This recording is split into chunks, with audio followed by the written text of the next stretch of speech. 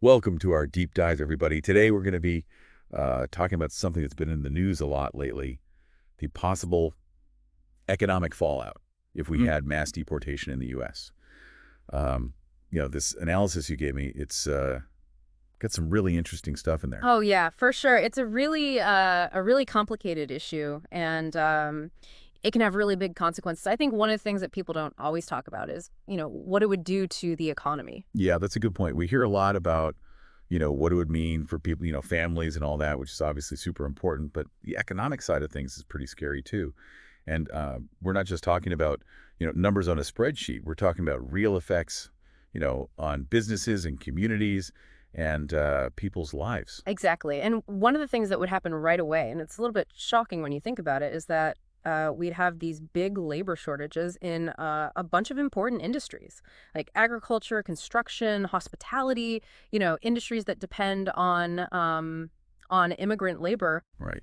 And it's not just about, crops rotting in the fields, although that's a pretty powerful image, right? It's about like the whole chain reaction, Yeah. from the farms to the grocery stores, even to like what we eat at home. Exactly. And when you have those labor shortages, well, you know what happens. Labor costs go up, right? Businesses are scrambling to find people, and that means, well, everyone ends up paying more. I mean, prices are already going up, inflation and all that. This would just make it even worse. So it's not just like some industries hurting. It's like the whole economy takes a hit. And we all feel it when we go to like buy groceries or whatever. And there's another thing that people don't always think about. Immigrants are consumers too, right? Absolutely. They're not just working, they're spending money, buying stuff, contributing to the economy. I mean, consumer spending is like 70% of the US economy. Yeah. If you suddenly had way fewer people, that's a lot less money flowing around. Yeah, think about it. Less people at the grocery store, fewer people eating at restaurants. And we haven't even mentioned taxes yet. Oh, right. And undocumented immigrants, they pay billions in state and local taxes every year. We're talking like over $11 billion. That's money for schools, hospitals, all that stuff. If they're gone, well, that's a huge hole in the budget. So it's looking like a pretty bad situation already, right? We've got labor shortages, prices going up, people spending less, and less tax money coming in. But there's also the cost of actually doing mass deportation, right? Like, Yeah. how much would that even cost? Oh man, it would be incredibly expensive. Just think about it. You'd have to hire tons of immigration agents, build all these detention centers, keep them running, process millions of cases. I mean, it costs over $200 per day to keep just one person in detention. Multiply that by millions, it's mind-boggling. So we're talking hundreds of billions of dollars And just to make this happen. So the question is it even worth it? Like economically, I mean, would mass deportation actually help the economy in the long run? Well, all the data seems to say no. It would probably hurt the economy, actually, because immigrants start businesses more often than people born in the U.S. So you're actually discouraging entrepreneurship. Huh. Plus, all that money you're spending on deportation, that could be going to things that actually help the economy, like, education or infrastructure. Right. So mass deportation is not just a humanitarian issue, it's an economic one too. And it could have really bad consequences. We've talked about the labor shortages, people spending less, not enough tax money, and how much it would all cost. But there's another thing we need to consider. All the ripple effects, all the other things that would happen because of this. Oh, yeah. Those ripple effects can touch everything. Like, think about it. Businesses closing because they can't find workers or because people aren't buying stuff. That affects the owners, the employees, their families, the whole community. Property values could go down, schools might have to cut their budgets, social services would be overwhelmed. And then there are the families, the human side of things, being separated, having to figure out how to make ends meet without, a parent or a spouse. That all has economic consequences too. Kids might end up in foster care, families struggling to pay bills, and the trauma that can affect people's ability to work and contribute for a long time. Absolutely. The economic stuff and the social stuff, they're all tangled up together. You can't really understand one without the other. So far, it seems like mass deportation would be pretty bad news all around. Like, nobody wins, really. But are there other things we could do? Like, are there solutions that would be better for the economy and for society in general? Yeah, that's the big question, isn't it? Like instead of doing something that seems like it would cause so many problems, what if we tried something else, something that might actually make our economy stronger? I like the way you think. So what do we talk about here? We mentioned integrating immigrants more, making them a real part of this system.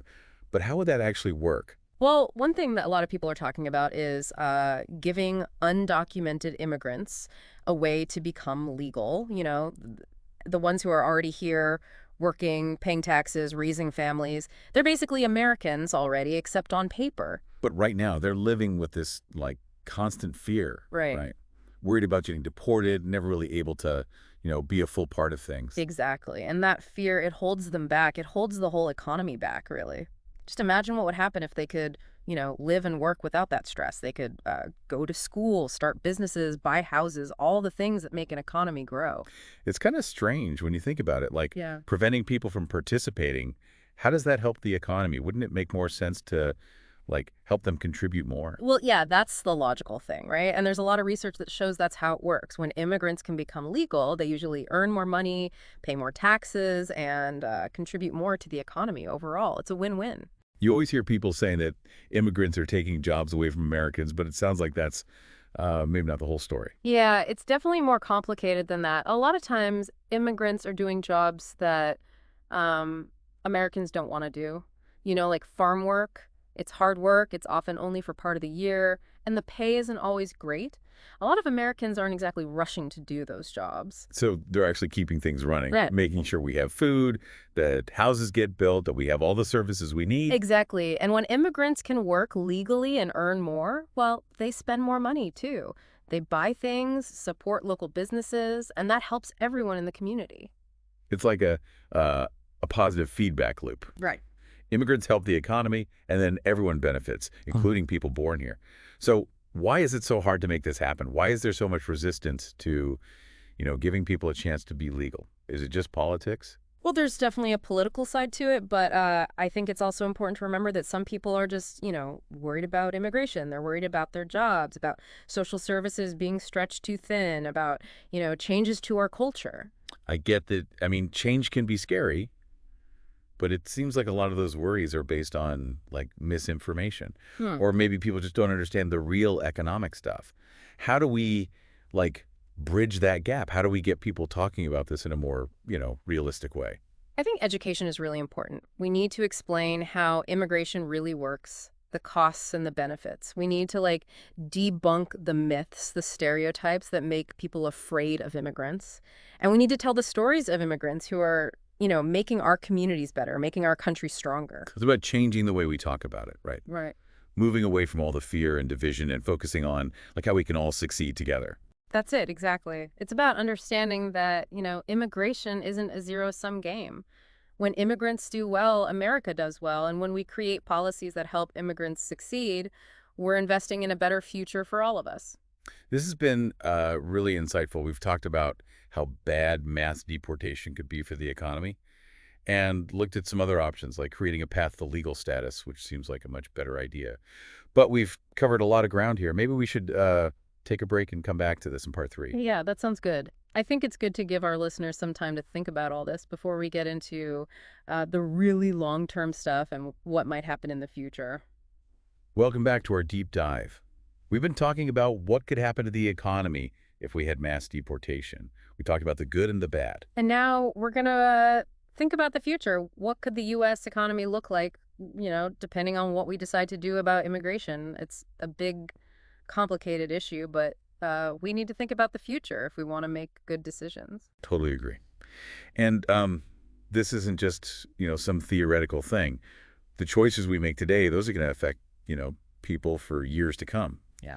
So let's talk about some possibilities, some different ways things could go. But remember, the future isn't, like, set in stone. We have a say in what happens. Right. Exactly. And one idea that's been getting a lot of attention lately is, giving undocumented immigrants a path to citizenship, the ones who are already here, I mean. We talked about that a bit before, but I'd love to hear more about, the long-term economic benefits. It seems like there's a lot of potential there. There really is. Economists have been studying this for a while now, and the research shows that it could be a big boost for the economy. Think about it. Millions of people working, contributing, but they're kind of stuck in the shadows, They can't really reach their full potential. It's like, having this powerful engine, but it's only running at half speed. Mm. If we could unlock all that potential, it just seems like it would be amazing for the economy. Exactly. Imagine all those people able to uh, get an education, start businesses, buy houses, without being afraid of getting deported. It would be like a whole new wave of entrepreneurship, innovation, economic growth, all that good stuff. And wouldn't that mean more jobs, more taxes being paid, a better economy for everyone? Like it wouldn't just benefit the immigrants, right? It would help everyone. That's the idea. It's about creating a system where everyone can contribute, everyone can succeed, no matter, where they came from. History shows us that, societies that are more inclusive, they tend to be more prosperous and dynamic. But what if we go the other way? What if we focus on, being stricter, more deportations, all that? What would that do to the economy in the long run?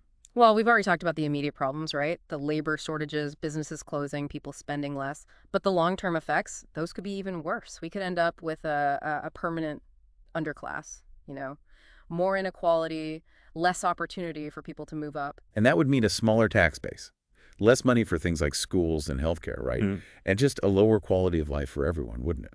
It's definitely a possibility. And we can't forget about the social costs either. More poverty, more strain on our social safety net, more division in society. These are things that could affect us for, generations. So it sounds like we have a choice to make.